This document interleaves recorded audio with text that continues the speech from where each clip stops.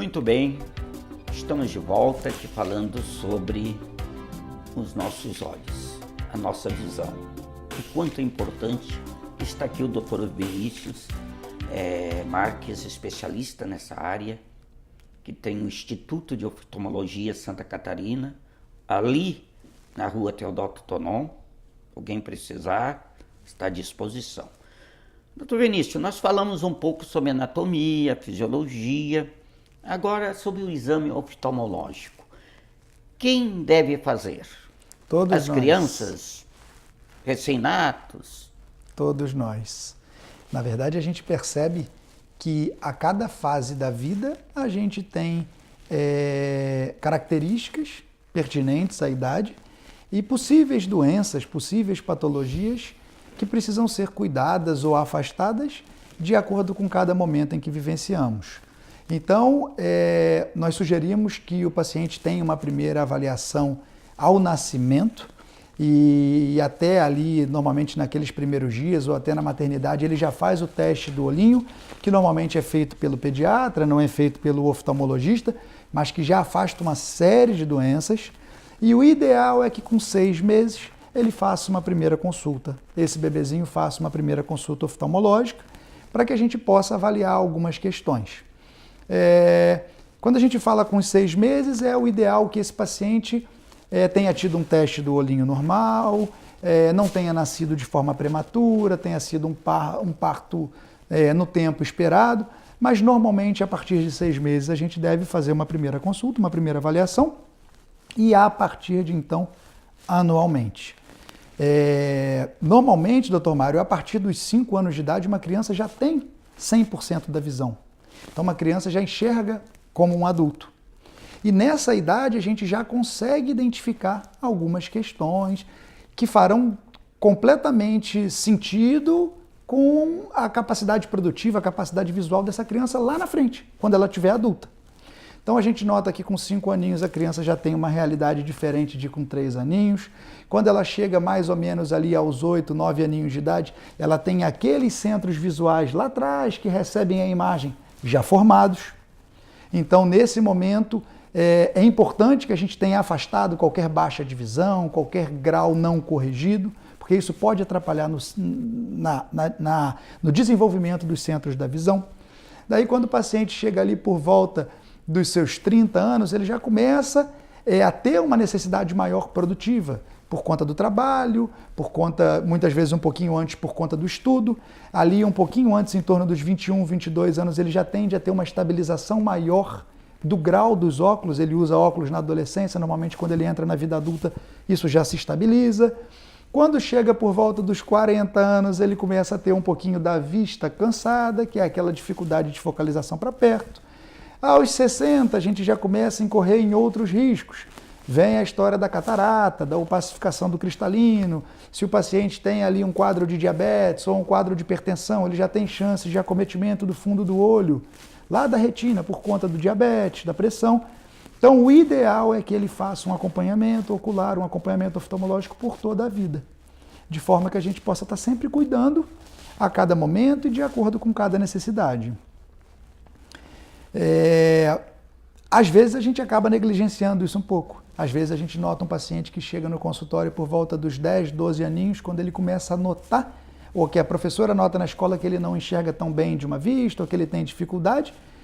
E às vezes a gente até encontra situações que a gente poderia ter corrigido muito antes e que às vezes não consegue mais corrigir, porque a criança já tem os seus centros visuais formados, ou porque a criança já manifesta alguma dificuldade do aprendizado.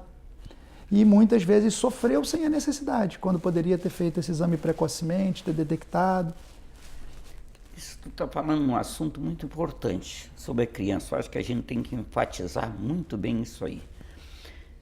Um detalhe importante que eu gostaria que tu falasse, porque eu tenho certeza que dentro da própria família muitas vezes ocorre, é a criança estrábica. Sim. Qual é o risco disso? Se a criança não correr para o futuro dessa criança. Sim. E tem correção, né? Tem correção. É necessário que essa correção seja feita, ou minimamente é necessário que a gente preserve o desenvolvimento dessa criança. Lá no início do programa a gente falou das duas máquinas fotográficas, que precisam estar perfeitamente alinhados, seriam os dois olhos, para que a gente tenha a formação de uma imagem única. Quando a criança tem um desvio ocular, cada olho enxerga uma imagem. E é o que a gente chama de diplopia. Então é como se eu olhasse para o senhor e visse duas imagens. E isso é extremamente desconfortável. E normalmente o cérebro ele opta por buscar um mecanismo para que a pessoa veja apenas uma imagem. Então, se há um desalinhamento ocular, normalmente o cérebro suprime, como a gente chama, ele anula, ele baixa a captação da imagem de um dos dois olhos. E essa criança não sabe muitas vezes referenciar, ou os pais acabam não levando, ela vai desenvolvendo um centro visual de um lado só, e aquele outro lado que está desviado fica para trás. Quando essa criança cresce, 6, 7, 8 aninhos, esse centro visual não se desenvolve mais. Então, muitas vezes, quando os pais acabam postergando o tratamento da correção desse estrabismo, essa visão fica amblíope, esse olho desviado. Por mais que depois você corrija e coloque os olhos na posição, esse olho não desenvolve mais. Esse centro visual não desenvolve mais. E a criança mantém 100% da visão de um olho e às vezes 30%, 40%, 50% da visão do outro olho, que não tem recuperação. Por isso o estrabismo é novamente uma questão que faz com que seja mandatória uma avaliação oftalmológica para que a gente possa evitar, desde lá de trás, e possa preservar o desenvolvimento da criança. Alguém pode estar nos perguntando, e esse estrabismo, esse desvio ocular ocorre por quê? Qual é a razão disso aí? Ele pode ocorrer por diversos motivos, diversas causas. A criança já pode nascer? A criança pode nascer estrábica. O estrabismo a gente não abordou, mas é interessante. A coordenação dos nossos olhos, o perfeito alinhamento dos nossos olhos, depende das musculaturas que regem os movimentos. Então, nós temos musculaturas em posições antagônicas, uma ao contrário da outra, e essas musculaturas é que fazem com que a gente consiga olhar para um lado, olhar para o outro e ter o perfeito alinhamento. Então, a criança pode ter uma má formação que faça com que ela nasça com algum desalinhamento ocular, ou muitas vezes o desalinhamento ocular acontece por a criança ser portadora de um grande grau, de um grande erro de refração, a necessidade de correção de um grande óculos, e os olhos buscam mecanismos de tentar compensar aqueles óculos e acabam se desviando. Então existem diversas causas que precisam ser avaliadas. Mas, efetivamente, todo desvio ocular precisa ser avaliado com alguma urgência. Antes se via sempre o tratamento do estrabismo como com a oclusão do globo ocular. Ainda continua assim da mesma forma? Muitas vezes a gente tem a necessidade.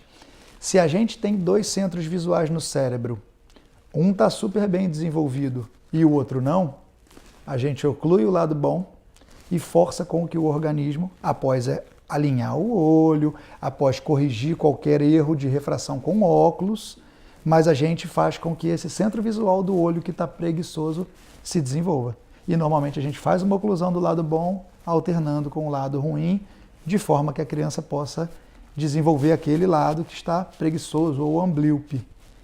Ainda se usa. Sempre antes dos 5 anos, né? Procurando fazer antes dos 5 anos. Idealmente antes dos 5 anos. Quanto mais tarde fica, mais difícil fica a recuperação daquele centro da visão.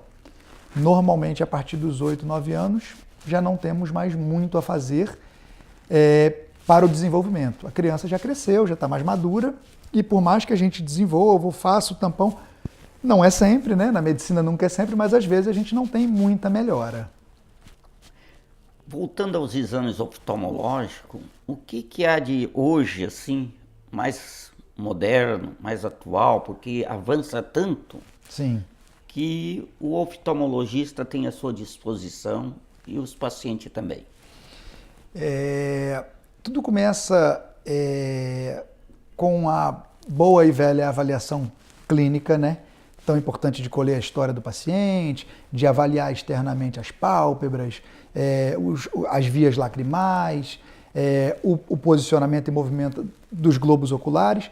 Mas, entrando um pouco mais a fundo, A gente tem alguns aparelhos hoje para que a gente possa medir a visão, que são fundamentais, é aquele exame clássico da oftalmologia, detectar os graus, alguns microscópios onde a gente consegue avaliar a questão do cristalino, da pupila, lá do fundo do olho, da retina.